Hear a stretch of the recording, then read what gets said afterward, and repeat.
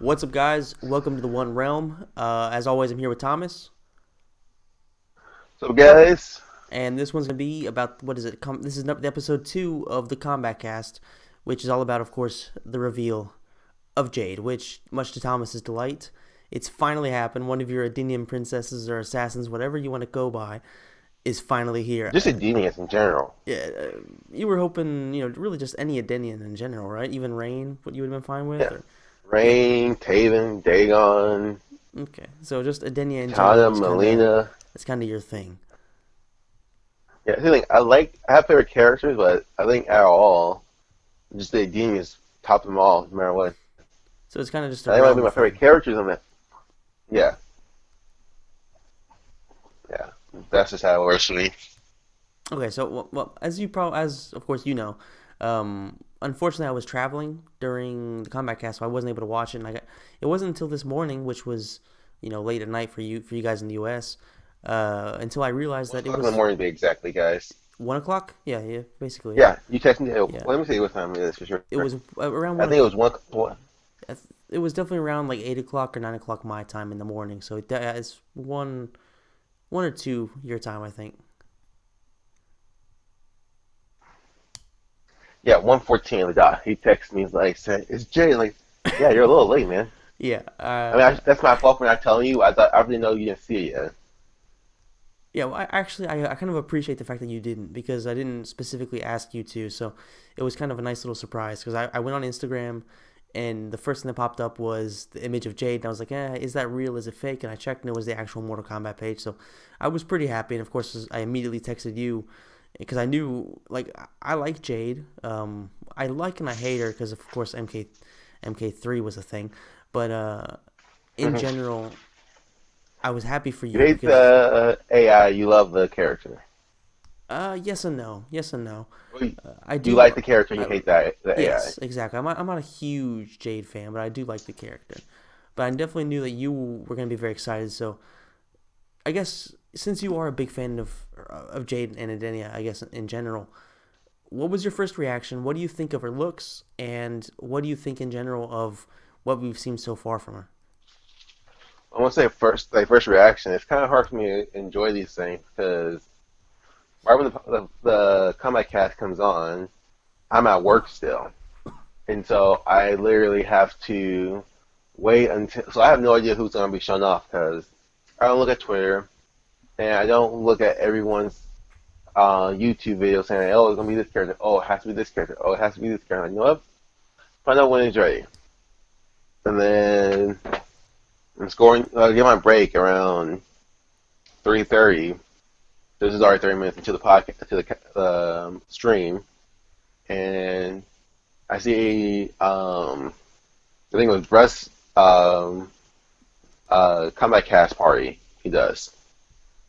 He just did a live stream, but I was watching it. I didn't watch it. I saw the picture of Jim. Like, this is really interesting. And then I just, all right, keep scrolling, look for the trailer, and I saw the trailer. I'm like, wow. Now, first one was not gonna lie, it was underwhelming. Well, not underwhelming. Her moveset was. Well, have you seen the trailer or no? I've seen everything so far. The only thing not everything. Basically, what I did is I watched, of course, the trailer. I watched them doing the breakdowns of the regular moves or special moves.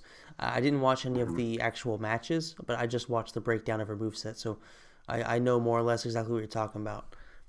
Yeah, but it's like the trailer was just like, damn. First of all, she looks great, and she's a revenant too, so it threw me off for a loop. Like, huh?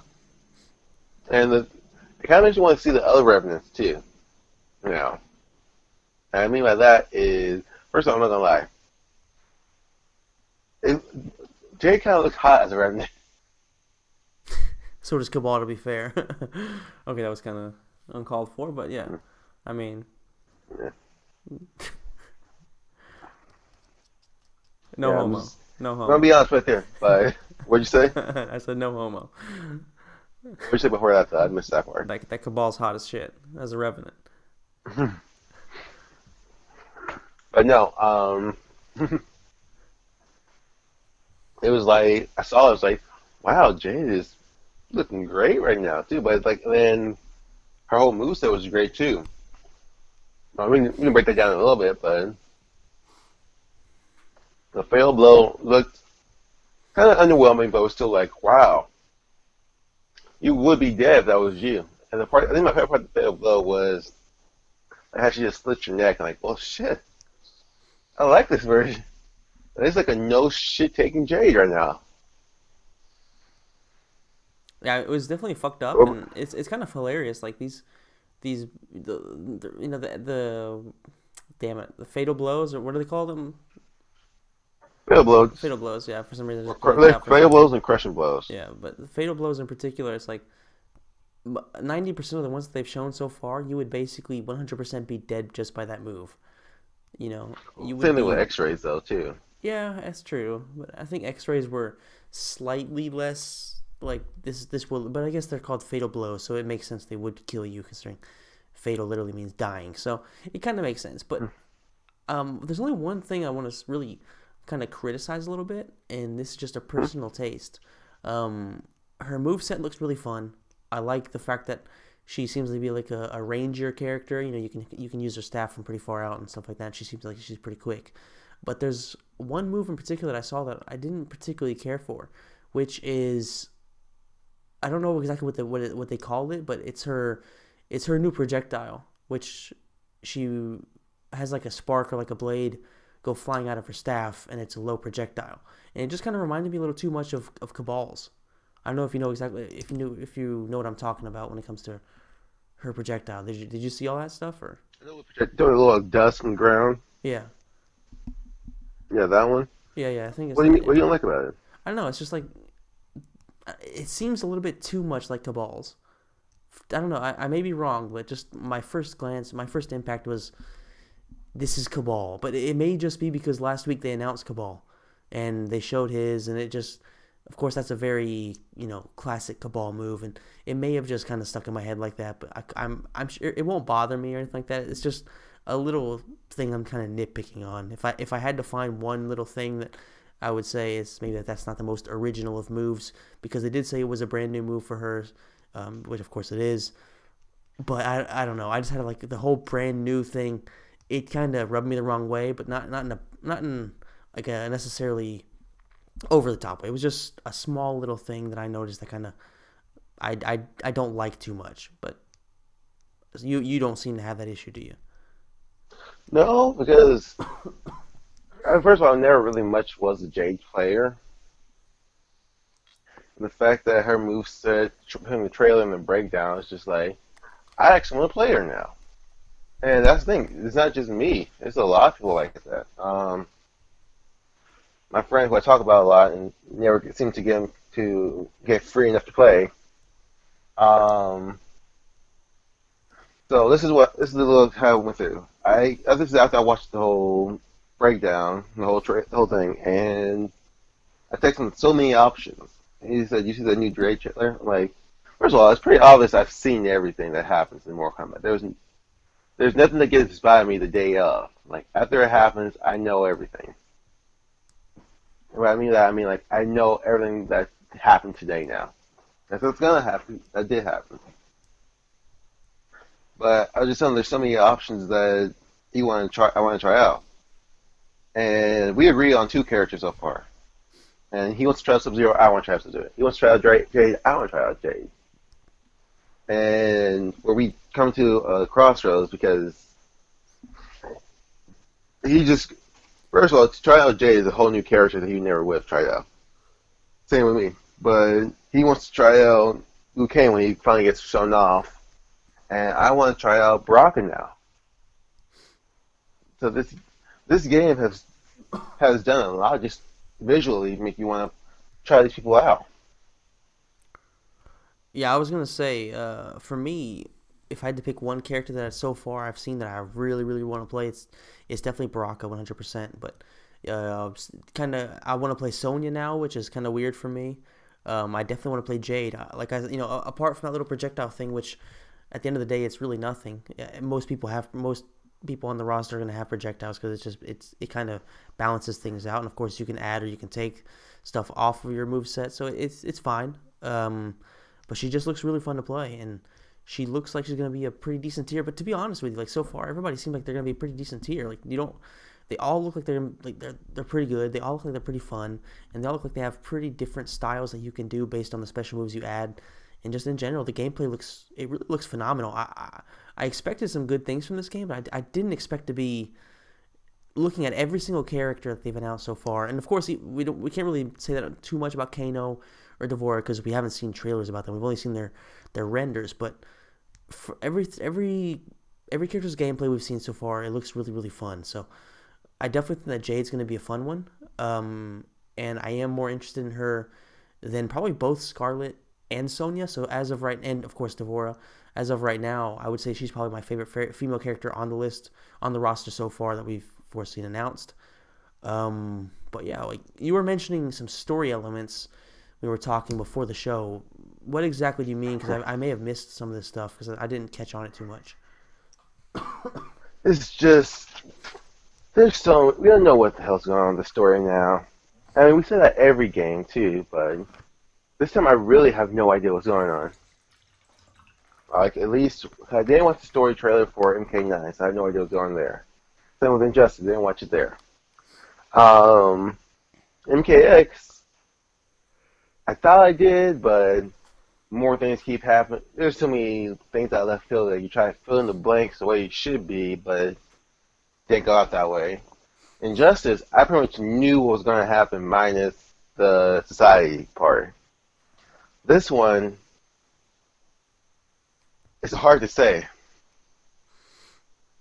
So, I want to say that in MKX, the introduction of the intros, well, the more advanced intros, was cool and made you wonder like what's going to happen in story mode. What does that have to do with anything? Injustice 2, they suck. This one, not only are they good, but it makes you wonder if this doesn't have any story element. So that's what happened. It's Baraka versus Jade, and they're talking about how our was supposed to be shared, and then Baraka calls Katana, Katana Khan. Now, Huh. some people are reading that into like she still claims to be Shao Kahn's daughter, but I'm just like, so this is a whole new timeline where she actually rules our world in Adenia.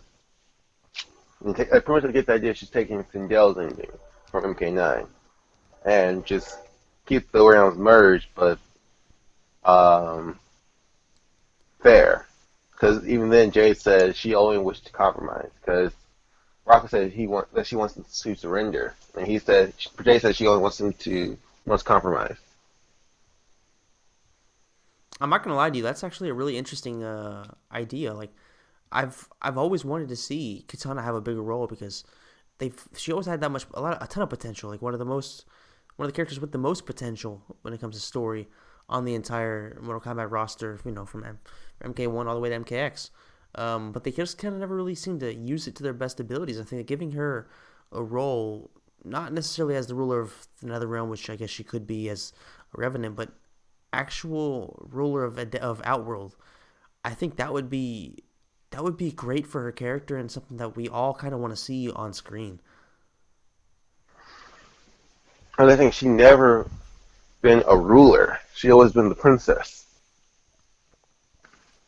Yeah, I mean, even in the NetherRealm, if you think about it, really, like we don't, of course, neither Liu Kang nor Katana in MKX were the rulers of the NetherRealm. That was Quan Chi, that was Shinnok, but presumably between the two, Liu Kang is, I guess we could say, the emperor, the king, whatever, and she's his queen. So he's probably the one that's doing most of the leading, considering he is the guy who defeated Shao Kahn. He's extremely powerful and all that stuff. So I'm assuming that he would probably be the leader. So the chance for Katana to be the sole leader and be the number one ruler of Outworld, the one and only, that's a very very interesting idea, and that's actually gotten me a lot more curious now than, because I didn't know what you were talking about when you were mentioning story elements, but that's a really really really I wanted to interesting be a one. complete surprise when I told you. That's why. Yeah, fair play to you for doing that, because Now you're getting me. Now my mind's kind of going 1,000 miles an hour racing. trying to think of what the impacts of that could mean, and plus, are we gonna see for real like the old timeline, the new timeline, and a completely different timeline that we haven't seen before, all mixed into one game? Because that would be extremely cool, but also extremely confusing. And I don't have a ton of faith after MKX or MK9, I guess, story wise, that they can keep everything condensed into one game story mode and not make an even bigger mess than there already is. So it's worrying, but it's also extremely exciting to see what the hell they're gonna do. Yeah, and that's the thing too. I was bringing. That's what I was telling you earlier. Like, you don't know if they're coming. Are they pulling from the old timeline, which that never happened? Are you pulling from just MK9, changing the results of that, or are we coming pulling stuff from a whole new timeline? And I don't know what I okay with all of it. And I just mean, like I said, like you know how I feel like Katana. So like one game where she actually gets her fair due, that's nice. It's I'm, really nice. just imagine if in a single game they managed to give Katana the screen time she deserves, make Baraka badass, give Jade some screen time as well, and also bring back Rain and give him a role. Because you would assume if Katana's, of course, the ruler, then Rain would have a part. Jade would of course have a pretty big part.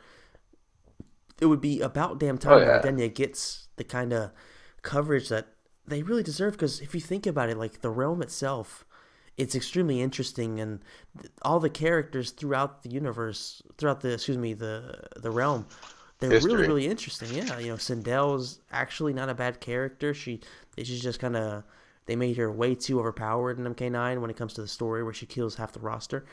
Um, King Jared's inside Ermac. yeah, I mean, I also like Dagon and Taven, which is of course not popular throughout the Mm-hmm. MK. It's not a popular opinion throughout the MK fan base, but I do actually like them. I didn't hate them. I like the idea of them. It's just the execution wasn't too good, but that doesn't necessarily mean the characters are bad.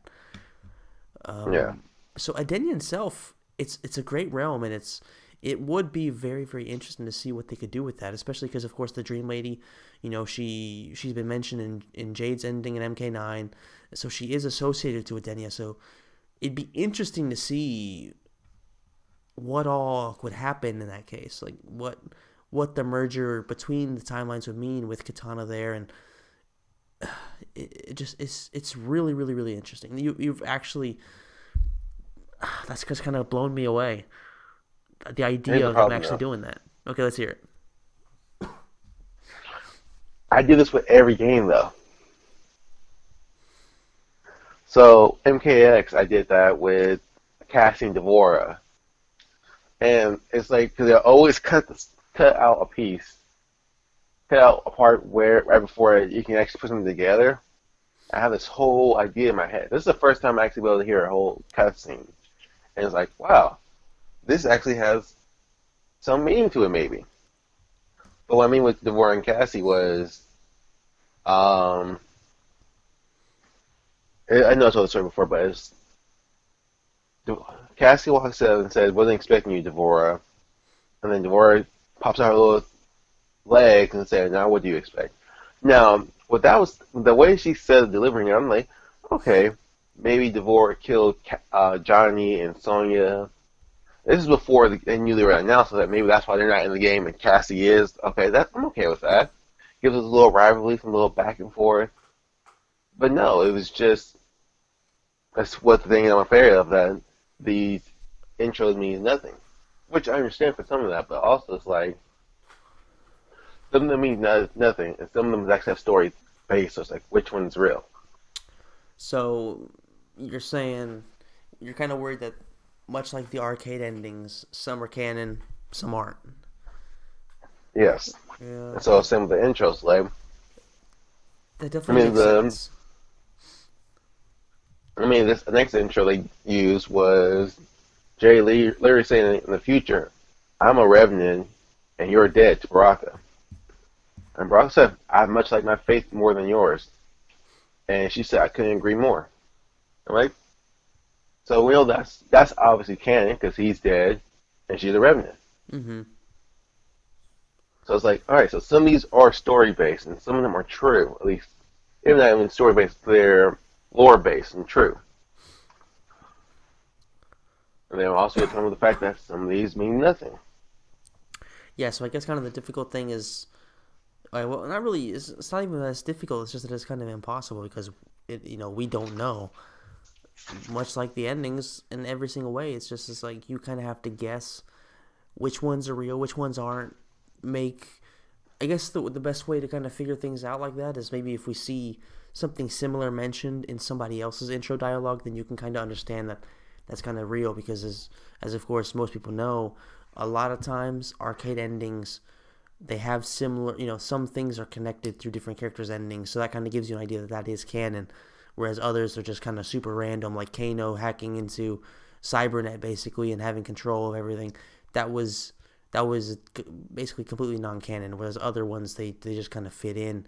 And of course, like Jade and MK9, that developed into an MKX ending, and that just kind of led us to where we are now. So We are now. yeah, so it's just a matter of, I guess, kind of piecing it together as we see more intros and seeing if they do show Katana, then maybe that'll be a hint. Maybe there'll be something there to where we can kind of see, okay, so there is something to that.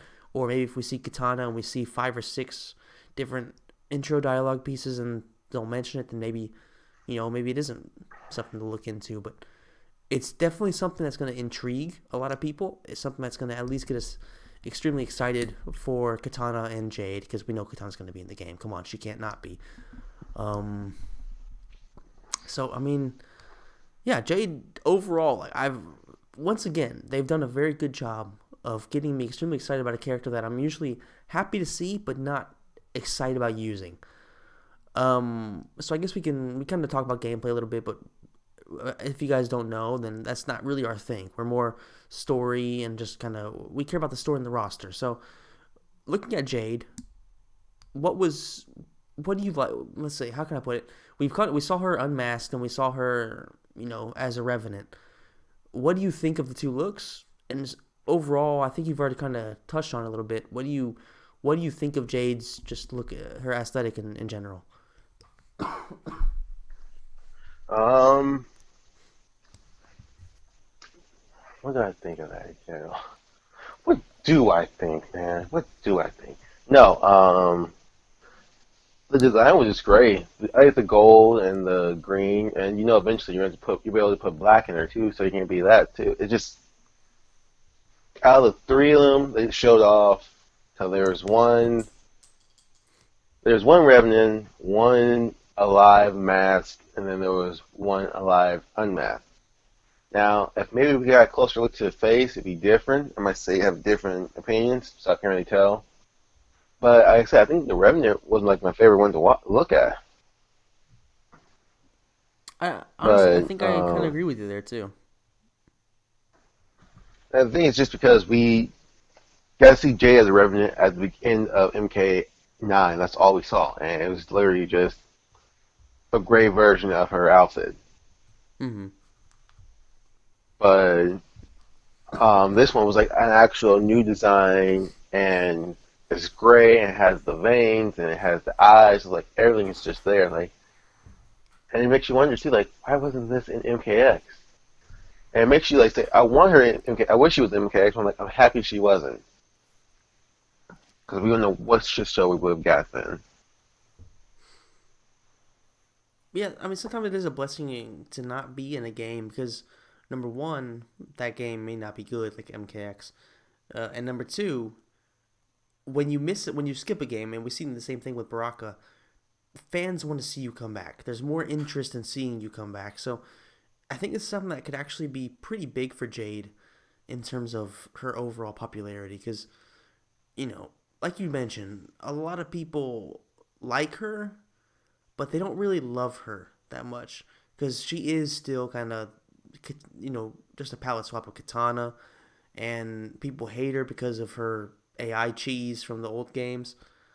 So she's never really been a character that's massive like Katana or Melina. So this could be her coming out party. This could be the one where she kind of steals the stage in terms of gameplay and has an interesting, really important role in the story. And it could be her time to shine.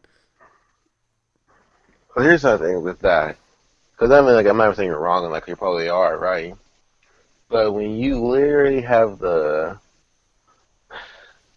so you remember that video I sent you about how Mortal Kombat should have ended, Yes. and they're going down the roster, and if you haven't seen the guy, we'll put the link in the description. But they're going down the roster of the tower and say, all right, who's next to fight? Liu Kang's gonna fight. Who's he's gonna fight next? Ah, Red Scorpion, Blue Scorpion, Purple Scorpion, Green Scorpion. Ah, Liu Kang versus Pink Scorpion.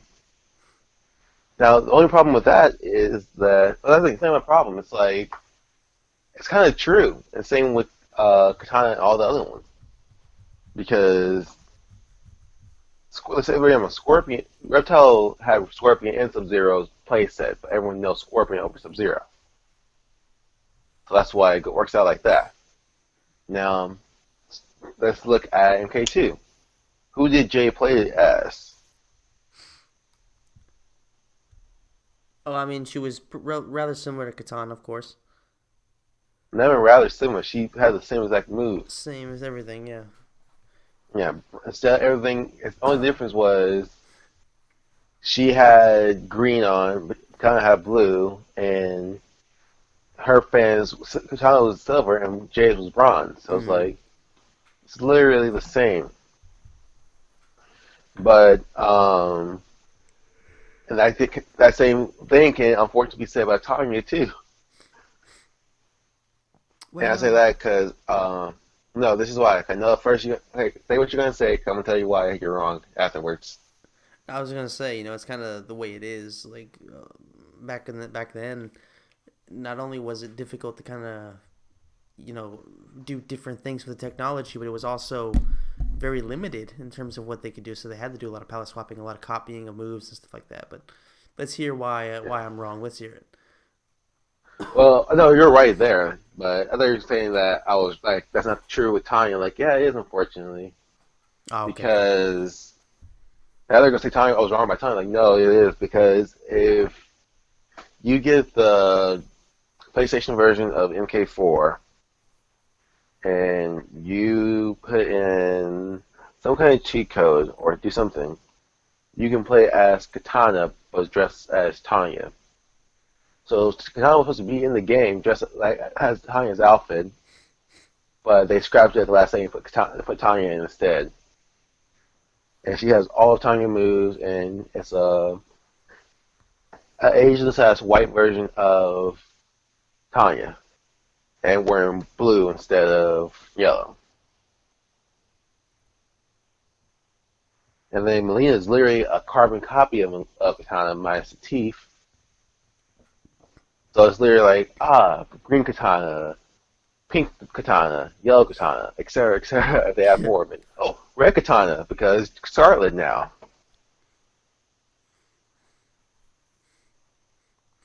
Because apparently that's where everyone got the idea about Scarlet. Like, oh yeah, there was a red version of Katana in there. Like, okay. It's just basically everybody's a palette swap. And of course, we can't forget Rain for the palette swap of Scorpion and all that. But I said Purple Scorpion. yeah, you did actually. Yeah, so my bad. Um, Yeah. yeah, I mean, I guess it just is what it is, and unfortunately, a lot of these palette swaps they just kind of fade into the back, and nobody really pays as much attention to them as they maybe should because you look at how Ermac was basically just kind of a joke and became one of the most popular characters on the roster. It's gotten to the point where he doesn't really need to be there story wise, but people love to play him so much that he's almost guaranteed to be in the game once again. And of course, Jade, she skipped the game. Everybody's extremely excited for her now, and she looks great. So, you know, it's it really is an opportunity for Jade. And I'm hoping that looks won't be deceiving, and that she actually will play as as well as she seems like she does right now. Because you know the fact that and they made a good point in the Combat Cast itself. They were saying like MK11 is by far the most weapon based Mortal Kombat game of all time because back in Deception Armageddon, of course, they had the weapon styles, but they weren't that cool. You know what I mean? Like nobody used them too much and they didn't really flow very well. But if you look at MK11, everybody has animations where they're using their weapons, and it's really really cool because it adds a little bit more range to it. Because everybody, of course, if you're using like a Jade staff, then she can hit you from farther than she would be able to if she was only using her fists or her kicks and stuff like that. So it's really interesting the way that MK11 it kind of seems like it's going to be a very different game to past MKs, and I'm hoping that this diversity and this change of pace, alongside great characters, alongside them really putting in arguably more detail and more effort than they've ever put into characters in the past. Now, this would be a chance for a lot of these characters like Jade, like Baraka, like Scarlet to really, take this opportunity to be something bigger than they've ever been and really become fan favorites. Because as of right now, I'm honestly extremely excited to play all three of them, and I wouldn't have expected to be that excited to play any of these characters if you'd have told me, I don't know, 3 months ago that they were going to be in the game. I think it would have been more depressed if anything. Yeah, that's a fair point because if we hadn't seen the characters, seen how good they look, how fun they look, and you would have said, okay, Brock is going to be an MK11, I'd be like, why? So he can just get his ass beat again? So he can just get killed randomly once again? Is that why he's going to be there? Is he going to be a little bitch? Or is Scarlet going to be And there and I, they're just going to make her the same? Like, I wouldn't have been excited, but now I'm fucking excited for all then three of them. here's the thing, though. I want them to. I hope they actually listen to us for the past, I guess, 8 years now, and listen. Like, okay, we gotta start letting these people play the villains now because hell, they made a joke about it yesterday, but it's like, yeah, that's funny because it's true. It's funny, it's true, but it's like, wow, it still is true though. Um, there was a little fight with it's called Washed Up Warriors, and it turns out you have two people who actually used to play in tournaments play against each other Yeah. with the new characters. Mm-hmm. Anyway, so Tanya, the person playing Jade beats Baraka, and he literally says, Baraka never wins any lore fights. And they, haha, that's funny, he's true. And it's like, wow, this guy who I actually kind of like now, and other people do like as well, really hasn't won any fights ever. But yet he's the leader of a whole clan. Yeah, unfortunately for Baraka, he's always just kind of been that guy. Like, he looks cool, but for some reason he just can never get anything going. He's kind of like a Tarkatan version of Reptile, I guess you could say. Well, here's another thing too, and I love Cyborg, you know I do. Mm-hmm. And I laughed my ass off when I heard this too, because it's like that funny thought, but it's like, wow, that could, and you scratch your head like, wow, that actually could happen. This could be the worst thing ever for somebody.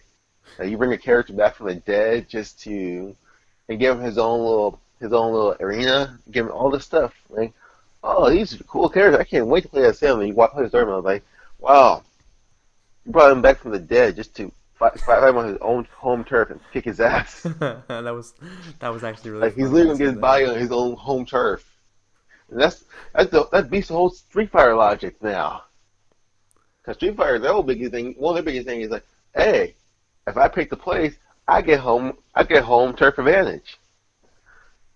And it's making scary, like, wow, if we beat Baraka, I don't care. Okay, we can beat Baraka anywhere else. Sing Sung's Island, Special Forces Camp, Black Dragon thing, Goro's Lair. Do not let us beat him on his own home turf of the Tarkatan camp.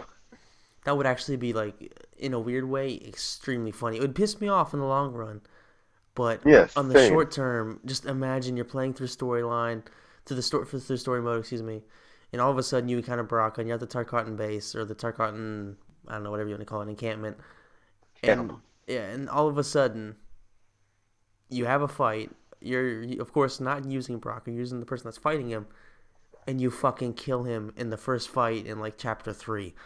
Just just imagine the On his home reaction turf. in front of his buddies. Just imagine how hilarious that would be, and just how anticlimactic it would be. Everybody's, oh, Baraka looks fucking amazing in this game. Anything that happens to him, it wouldn't be surprising in What if the least Devore bit. kills him again? Oh, please no, no, no, no, no. Oh God, Devora, fucking Devora. But whatever. Anyway, yeah, you brought up something that I did want to talk about 100%, and it's Gora's Lair. Um, I didn't notice this while watching it, but I did see some pictures on Instagram, and there was some really interesting details in there that I definitely didn't notice while I was watching it.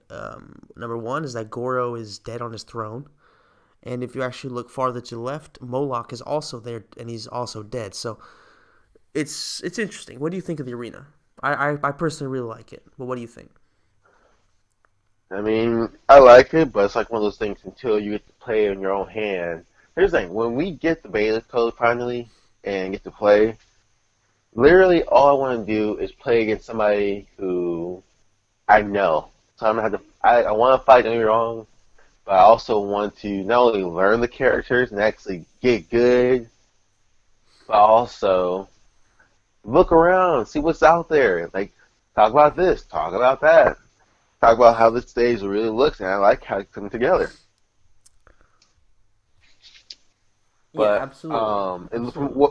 from what I can tell, it looks good. But I don't have the technology to just. Well, I do have the technology. I'm too lazy to use it and study it right now. To look at the whole stage, like, okay, that's there. Mulux says there. Oh, there's three Onis in the background behind Goro. Like, no, I don't. And those are all things you can easily see. I didn't see Mulux head still. I've seen pictures of it, but I haven't seen it in the arena yet. But it's just one of those things that I'm just gonna enjoy whatever they show me in trailers wise. I'm just gonna enjoy it and live long and prosper. Yeah, I agree with you But 100%. I definitely look forward to me and you getting on the game once the beta comes out. If, of course, it remains to be seen if maybe it's going to allow that through beta. Me in Europe and you in America, they might have that region locked. The game is not going to be, but no, they maybe said the they wouldn't beta be. is. Yeah, but I'm just wondering the I think beta. the game, yeah, Maybe, yeah, but maybe. I don't think it will be. So let's just say in a perfect world, we're able to connect to each other even through the beta, and we can just give ourselves the time and just kind of explore the arenas and really check them out and go into detail, listen to the music, enjoy it, and get you guys our opinions on what we see and not just the gameplay. Because like we said, if you want gameplay, well, of course we're going to give you our opinions, but we're not necessarily the ones that are going to give you the best detail about real like intricate details. Hitboxes Yeah, we're not those guys. But when it comes to the or three look of the frames game, yeah, footsies, all that stuff, we're here for story, roster, the feel of the game, the atmosphere, and just Mortal Kombat in its purest form. in general. Whereas the gameplay, it is a lot more. It is a lot more for other people to kind of give you a true breakdown. So I look forward to us sitting down and just experiencing it together and really getting to enjoy it and give you guys our opinions on it. Can't say it better myself.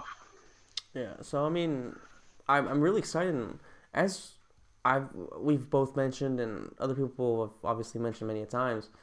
MK9 and MKX, they had some certain arenas had different versions of them. So I'm very interested to see if these classic stages like Gora's Lair, like Shang Tsung's Courtyard, like you know all these at least the classic Everywhere. ones, yeah, are we gonna have different versions like through the different timelines, like the original timeline here, the the ruined version of the Courtyard Current. alongside the beautiful version of the Courtyard, Goro's Lair and with Goro dead, or Goro's Lair and in the original timeline where he's still alive.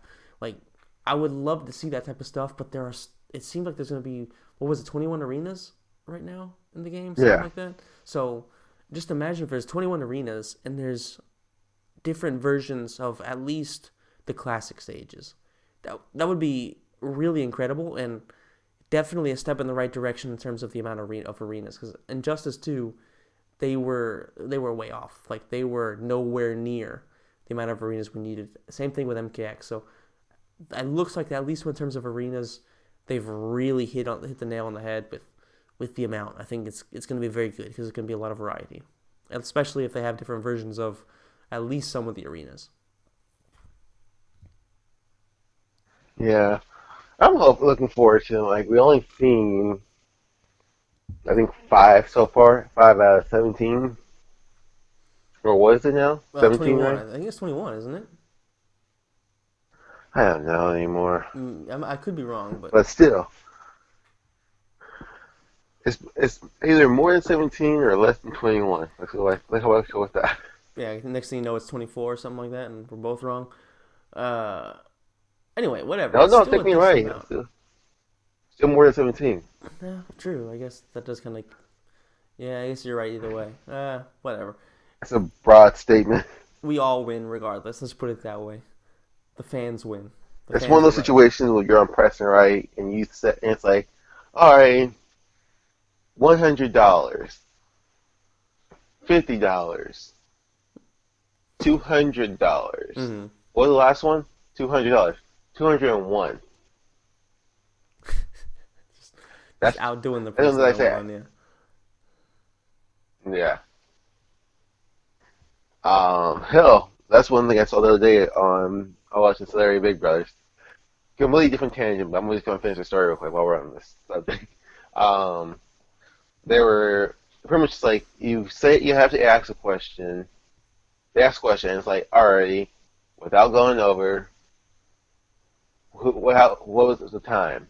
If you go over, the person who gets it right is the person who went over the least.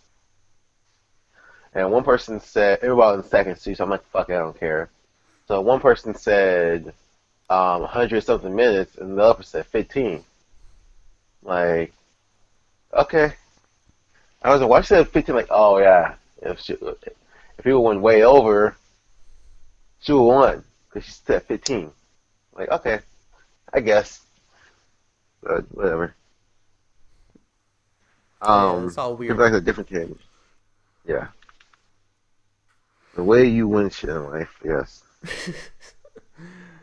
Yeah, well, hopefully it will be, a case of we remember incorrectly, but it's actually more than what we thought. So, I'm always hoping to see more arenas. I'm hoping to see more characters. Um, and it's just, I don't know. As of right now, man, like everything we've seen, whether it's Jade, whether it's Gore's Lair, everything we've seen so far, it's really promising, and I'm really really really excited for this game. Um, it kind of reminds me of MK9 in the sense that for MK9, every time they announced a character, it really had me excited. The stages, of course, it's all the classic ones, so it just kind of fits. And I have kind of a similar feeling for MK11, so I'm extremely excited. And I don't know, is there really anything else that you want to cover from this combat cast? Was because I like I said, I didn't watch the As whole a matter thing, of so maybe fact, I there missed is. anything. Yeah, okay, what is it? Why? Okay. I know they're revealing other ways too, but they have to start putting this stuff out now. So we have. So what we have for sure is a 25 person roster. And there might be some secret characters. There might be some extras. We don't know this one, and honestly, I don't care either. I'm just like, I'll take what I get and hope for the rest of the DLC. If I can get a Taven or a Reiko in DLC, I don't care. If I get 3 Adenians alone, I'm okay. That is my quota for every game. Like I don't care what you guys do, what you think you gotta do. Give me 3 Adenians and I'm calling it good. Last time they got away with 2.5 because well, you had Tanya, Katana, and Leon counts for half. But give me 3 Adenians and I'm good. I call it a day. If you go on Reiko, that'll be an extra bonus for me. Now, on that same note, but like I said, we have 25, and right now we're up to 7 plus the 2 we got in actual trailers for, so that's 9, and then 2 more we got from other events, which are makes 11. Okay, Mm-hmm. so it's 11, and we have I think we're 10 weeks. So I'm gonna double check now. I just checked right now. We're 6 weeks away from the beta coming out. 6 weeks in the beta, About and 10 then how many from weeks? yeah, about from 10, 9 or 10 from the actual full release. Yeah, so yeah, 10. Well, we have 10 weeks before the whole game comes out, Mm. and we don't know a lot about it. Not even we don't know much about the roster. We don't know much about the. We know here's I'll get on that in a second, but um, we don't know much about the roster. We know very little about the story, but that prologue, which don't get me wrong, was epic looking and great, but that doesn't tell me anything what's really going on. Like we literally have a bunch of stuff happening all at once. It's hard to tell. And hell, history behind the warrior pointing something out about this whole thing, and it makes me kind of think I'm right about the whole brand new timeline altogether. Which is Um, so a lot of people he was talking about Liu Kang. I wasn't gonna watch it because it's just another theory video, which at this point I'm done with theories. I want the facts. But this one actually had a good point. So where he's talking about like where they come from in the timeline. I said, okay, I'll just hear this one out. And he thinks it's pre or post MK2, but a different version of it. So remember how we're talking about our very first episode? We're talking about a reboot to cover the reboot to cover the other reboot to mm-hmm. reboot the first reboot. Yeah. Well, I think that's kind of what they're doing, a soft reboot, but trying to fix everything now so they don't have to have any more problems in the future. Well, I mean, it's interesting. And Like, it's a solid idea. I'm sorry to interrupt you, but it's just like, do you think that they realized MK9 was so broken that they decided to add the whole Dream Lady slash Chronica ending to Jade? Like, I mean, like, okay, listen, in 2 games we're gonna reboot. We're gonna have to reboot the reboot in 2 games. I think they did once they decided not to put Jade in the game. They realized that, Mm-hmm. and they realized the backlash they got from. I don't think they were going to originally do that. I think they were originally going to go with the Deadly Alliance theme, honestly, until they realized how much everyone complained about it, MKX, and what they did, and how much they missed other characters too. So I don't think it was necessary by choice at first. I think it just happened Mm-hmm. because, like we said earlier, we don't know what who would say that. Okay, all the endings in MK9. Did you really think Jade's was the one that was canon? No, I would say that was one of the ones that I thought had a lot of potential, but was probably the less likely to be canon. Exactly. No one saw a Dream Lady coming through, and then when Jade wasn't in the hell, you know how much I love Katana. Mm-hmm. Indeed, I do. I love I love common sense more. And I know I've made this rant multiple times already about showing live versions of the dead people for default costumes. And then you have, it's just a bunch of stuff. So MKX had a lot, I get really hurt when, so MKX was the first game I actually was able to follow through and through, like trailers and live streams and do all the stuff because I was my senior year, so I actually had time on my hands for once. And now it's like, I think about it, it's like, you guys let me down left and right. Like you made the promise of being able to play multiple, like playing 3 variations throughout the story mode, and you only play one or two, and not even the good ones really, well, decent ones. And then you make this whole idea like, oh yeah, so Katana's is holding Jade's glaive and staff now because she's sad about Jade's death. She's dead too. Why is she sad about someone that's with her? Fair point. That is a pretty solid point. And it's like, so you make this whole backstory for what? And now, if she doesn't have Jade's staff and glaive, I'm like, I'm a little pissed off now. I'm like, all right, why is she sad anymore? Why is she not sad about her friend's death? As also, she's dead too. But it's just, All like I said, I love common sense more. all very fair points. Um, That's just kind of the biggest issue with the past couple of MK games is that common sense just kind of went out the window, and it's all just kind of just feels like it's random. It just feels like it's so people that wrote it are just detached from everything that's going on. They don't really, try to make things coherent. It's just all a mess, and that's what kind of worries about MK11 is that the idea is great. Mixing timelines and having Crisis on Infinite reboot, but at the same time, it's extremely worrying.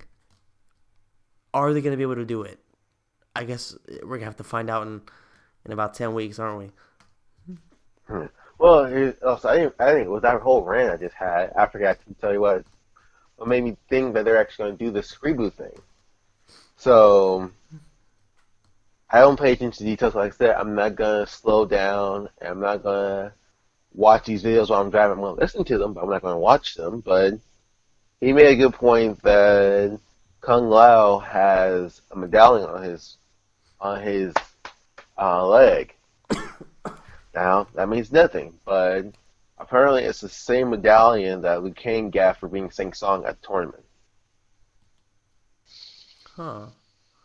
Yeah, I didn't know that. I didn't even notice that. No. So that's Yeah, interesting. So it now could you be a can. timeline where Kung Lao won it instead of Liu Kang. Yeah, Okay. Yeah, and that's hell, that could. We don't know what that means anymore now. Like, if that's the case, that's the problem too. Like I said, we have all these things that could mean something, and this is why I don't want to listen to nobody's theories anymore. Because if it could mean something, get my hopes up. Like, oh yeah, I'm so happy for this because this happened. And I know because this person said it, and then nothing happens. Like, okay, yeah. I've been The most worrying thing about that I've is been that working on my knife throwing for a while, so I might be able to pull off some assassin tricks. head over to Chicago and start doing your shit. Oh, not in Chicago, just the people who let me down, and Uh, not because of more comeback, because of their YouTube channels. Bastards. Yeah. By the way, this is not an admission. This is just a joke. This is all just allegedly, you know, for fun. Correct. But no, that's my point though. They could. I think it shows possibilities of new stuff completely, and that's one thing I don't want to look forward to the beta because I want to listen to the intros because I just love voice acting in general. But I'm worried about listening to the thing. I'm getting my hopes high up, and it's like 4 weeks later, like none of this meant anything. Yeah, I think that's kind of the way I operate when it comes to the build up to these MK games. Is that I don't really pay much attention to YouTube necessarily. I pay attention to the people that I trust to only go on what they actually see, what they feel like is likely. Like guys like the Nethercast, they don't really. Of course, they make up some weird theories, just like we do, just like anybody else does. But that's all in good fun. But when they seriously talk about it, when they get down to it, then everything that they say is pretty reliable. Especially because they've been doing this for a while and they're pretty deep on it, and their opinions are very valid. But there are other people, I'm not going to sit here and name names, Dynasty, Super, etc., who are just there for clicks. And yes, I did name drop on purpose. Fuck them. Who do this shit on purpose, and it's a matter of getting clickbait. It's not really a matter of this is actually likely. So I tend to kind of just avoid this, YouTubers and stuff like that. I really only pay attention to us, the Nethercast, Turtle MK. Bresk, of course, is very good at that stuff, but I also kind of have gone away from watching his videos. Not because I don't like him, not because he's bad or anything like that, just because there's only so much time in a day, and I want to keep my Mortal Kombat stuff pure. I don't, like you said, I want to get my hopes up. I don't want to get convinced in a way that this might happen and then it doesn't happen. I just want it to be whatever happens whatever actually is going to happen, it happens. Like, you never know. That could just be another typical NetherRealm Studios mistake where they put on the medallion on Kung Lao because they think it looks badass, and he doesn't actually win it. It could just be Or some like weird just a piece thing. of gear. That too. There's just so many variables. So it's easy to get your hopes up, and it's very easy to have your kind of, I'm not gonna say your dreams smashed, but having your hopes kind of just destroyed by people convincing you that this is what's actually gonna happen, and then it just doesn't happen. It was one of those things. Yeah, like it's easy to get your hopes high up, but it's just it's easier to watch them just shatter. Yeah, because at the end of the day, there's 100% guaranteed there's going to be at least one thing that you were hoping to see in Mortal Kombat 11 that isn't going to be there. At least one thing.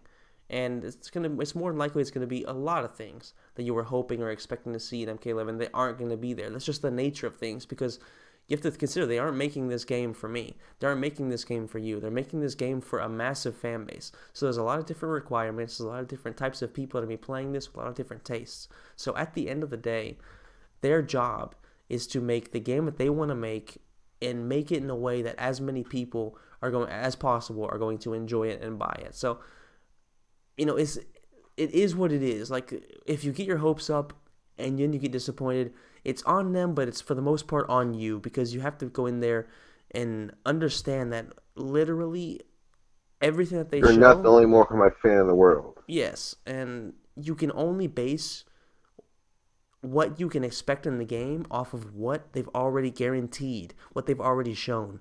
What you see in a cutscene in a trailer that they've mentioned it before. Everything can change between today and tomorrow. So don't get your hopes up. Don't expect certain things and just kind of go with the flow. Just enjoy it all as it happens. Don't get too carried up, and of course you're gonna get carried away in the hype, but don't get like said dead set. I want to see this, or I'm not gonna be happy. Because if that happens, then if you go in with that mentality, then you're probably not going to enjoy the game as much as you would if you were just like, I'm just going to see what they made and enjoy it. If it's good, it's good. If there's mistakes, there's mistakes, but I'm going to enjoy what they made.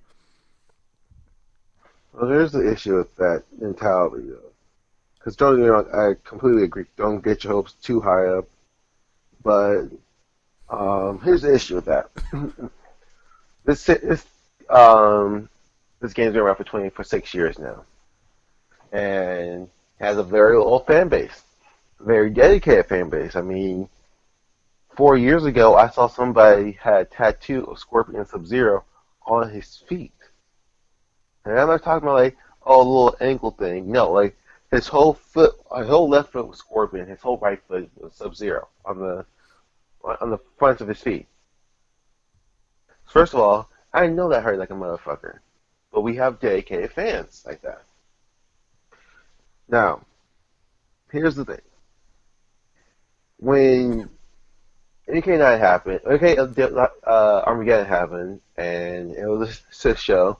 Everyone was like, all right, nothing too bad. We can try again tomorrow. Well, in a few years, I guess. Then everyone's counting down for MK for more comeback, which was supposed to be more comeback 8, and it turned out to be MK versus DC. And I think it was Django who was pissed off about that the most. I have to double check. I'm not really sure off the top of my head. But somebody from the Lost, obviously.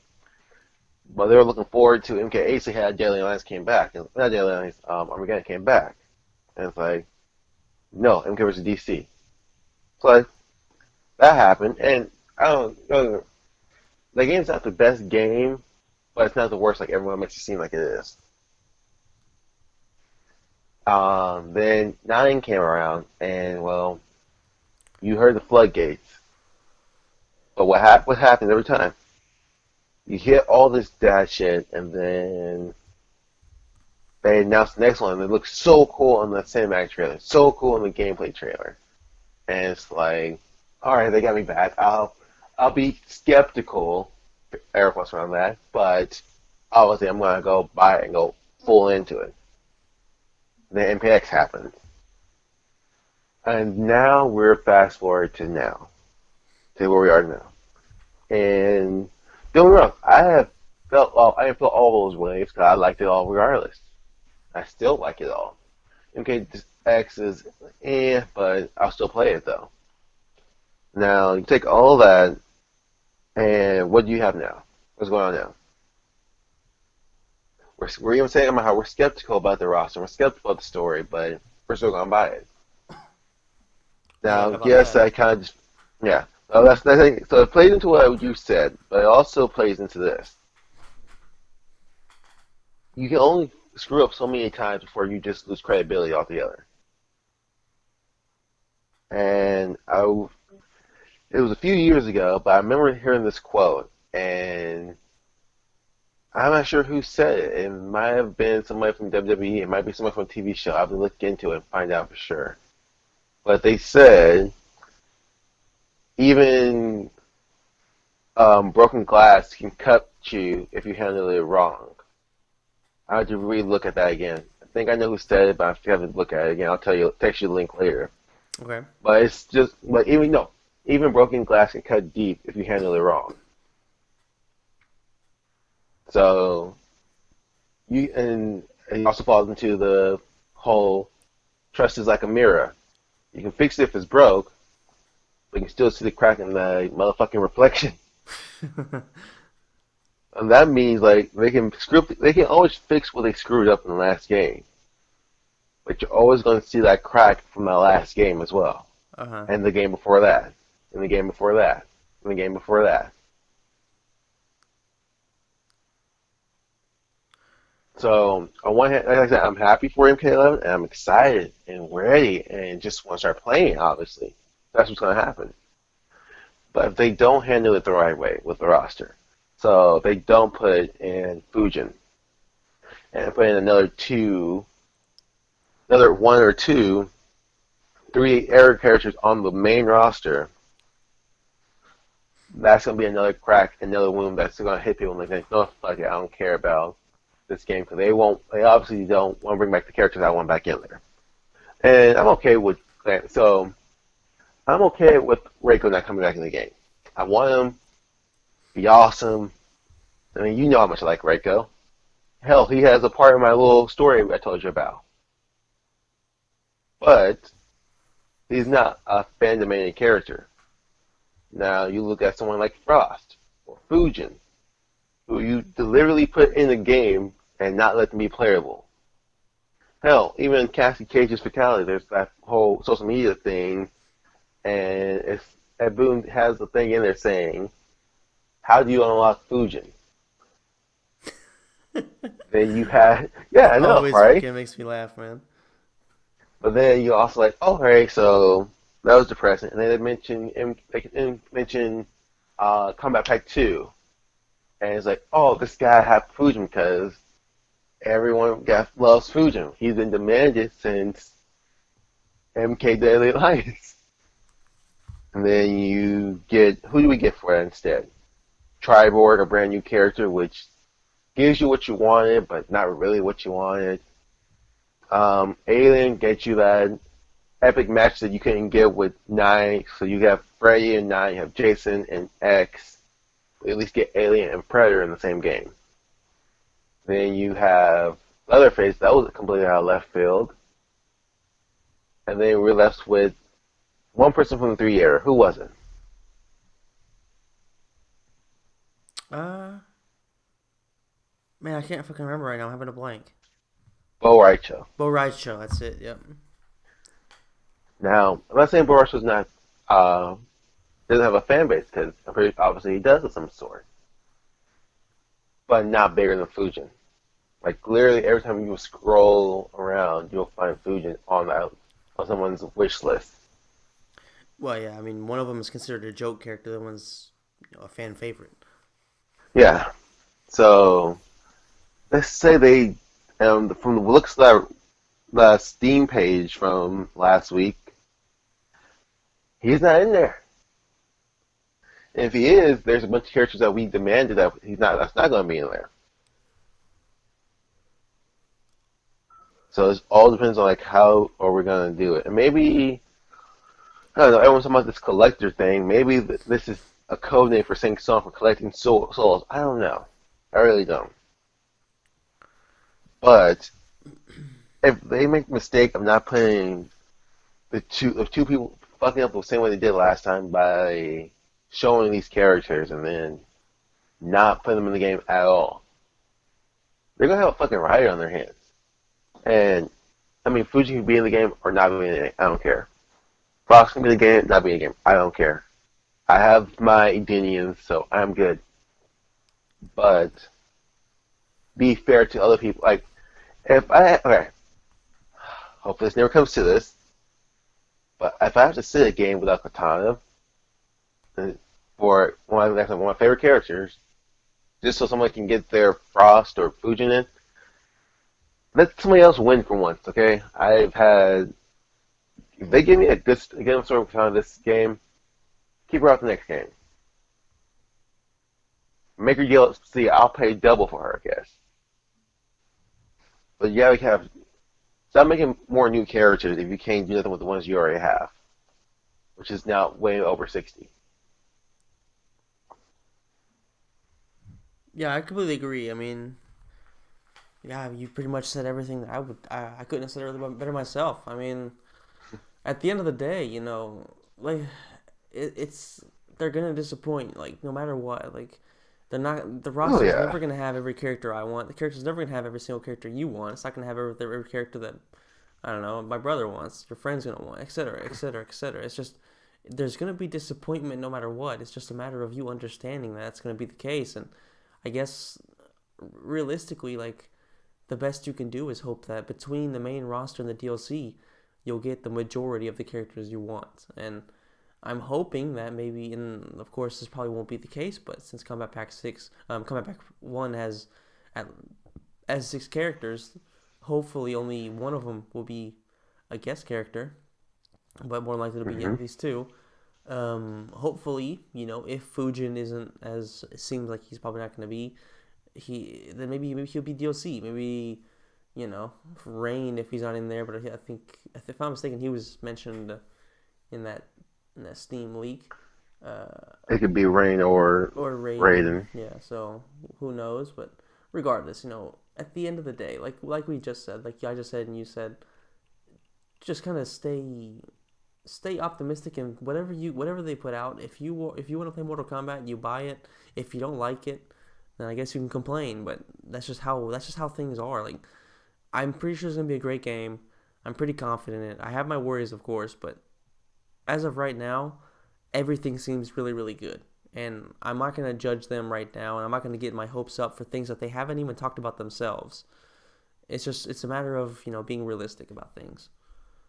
And I definitely recommend that everybody else does that too. It's not easy. Don't get me wrong. I've failed to do that before, and I wouldn't be surprised if I failed to do it again this time. But at the end of the day, man, it is what it is. We're not the ones making the game, so that's just the way it is. Is there anything you want to say before we wrap this up? I think I said way too much anyway, but yeah, I think, like I said, like you said, there's never gonna be a perfect roster. I'm not saying just like take that laying down, but I'm like I said, like we said, right? We aren't gameplay play people. We're roster and story people, and all I ask for is if you're gonna have a DLC roster, and they're gonna be more combat people, have it be a story DLC. Have them have something to do with the story mode. If, I if you're like, would. oh well, they I agree 100%. even, even if you don't fight them in story mode, because that was pissed a lot of people off. You fought these people and then they weren't even playable later, and that's why I say I don't hate on PC because I mean you're gonna do it anyway. If you're gonna do it that way, you might as well go all the way out. But I mean they get access to stuff that we'll never have access to, like Corrupted Shinnok, Shao Kahn, who else? Uh, every NPC last game. So, but on that note as well, it's like kind of I had a train of thought, and all of a sudden just About PC and oh, so if you're gonna pretty much talking about DLC, I just got on that rant about PC, but if you're gonna do it, do it like that. make. I say this every episode now. But it's like they're gonna have DLC characters. Pull them off from the story mode. Give them some top up, some kind of meaning. Even if you don't fight them, if you're gonna show Fujin in story mode, be ready to put him in as DLC then. If you're gonna show Serena, someone else everyone wants a lot. Get ready to put her in story mode. Get ready to put her in there, but don't give me someone like hmm, they've done pretty much every secret character that I'm aware of right now. Oh, don't give me a fucking Hornbuckle or Talia, because they're so well fan demanded, and you show all the other people inside story mode don't even use them. Like if they're all right, if they want to do something from last year, what they could do was all people who weren't playable in the game at all. So Fujin, Frost, Lee May, and Serena. I'm just throwing these names out. Those are the ones I know for sure that was in the story mode that wasn't playable at all. Put those people all on DLC this year, I guess. Yeah, do something with them at And, least. and then if you want to, if you do all that already, then the second round of DLC, if they have one, hopefully you do, put them all do mostly MK characters. Don't give us a bunch of guest characters. Give us two if you have to, if it's your quota. But give us something else to look forward to. 100%. 100%. It's just a matter of, I guess, hopefully between main roster and DLC roster to make as many people as possible happy and be kind of satisfied with what we get. Um, Yeah. I'm excited regardless.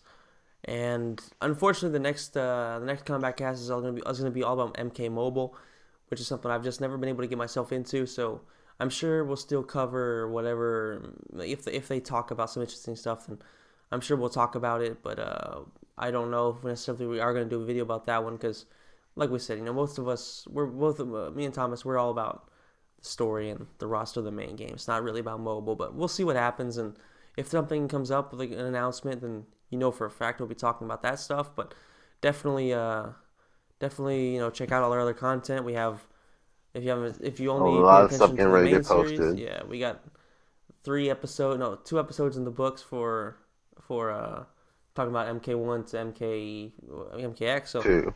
yeah, well, I mean, like in general, we're going to cover from MK1 to MKX. So definitely check all that stuff up, check all that stuff out, and thank you so much for listening. As always, let us know in the comments anything you want to talk about or anything that maybe we missed or really anything in general. Anything more Kombat related. Just let us know in the comment section down below. We'll be sure to respond and get a discussion going. So thanks so much, guys, for listening, and we'll see you in the next podcast. Night, guys.